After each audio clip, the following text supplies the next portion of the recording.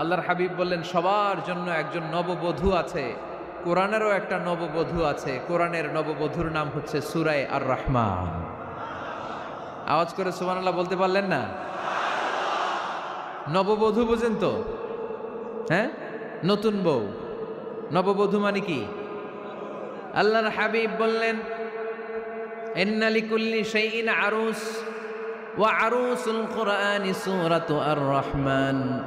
সবার জন্য একটা নববধূ আছে, কোরআনেরও একটা নববধূ আছে। কোরআনের নববধূর নাম সূরা আর রহমান।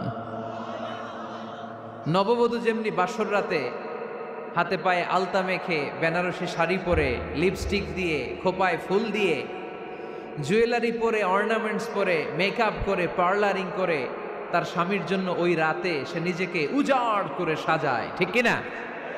ঠিক তেমনি আল্লাহ তাআলা এই দুনিয়াতে আমাদেরকে কি কি নেয়ামত দিয়েছেন, আবার কি কি নেয়ামত জান্নাতে গেলে দিবেন, তার সব কিছু বর্ণনা করে এই সূরাটাকে তিনি উজাড় করে সাজিয়েছেন। সূরাটার নাম কি? আরো জোরে বলেন, কি নাম? আর রহমান। একটা দুর্বল বর্ণনায় এসেছে, দুর্বল বর্ণনায়, যে আল্লাহ তাআলা, স্বয়ং আল্লাহ তাআলা জান্নাতে জান্নাতীদেরকে এই সূরা আর রহমানটা নিজ কণ্ঠে তেলাওয়াত করে শোনাবেন। আমরা আল্লাহর কণ্ঠের তেলাওয়াত শুনতে চাই কি চাই না? আল্লাহর তেলাওয়াত কি আমাদের মতো তেলাওয়াত? আল্লাহ দেখতে কি আমাদের মতো? লাইসা কামিসলিহি শাই, তার মতো কেউ নাই। তার মতো কেউ আছে?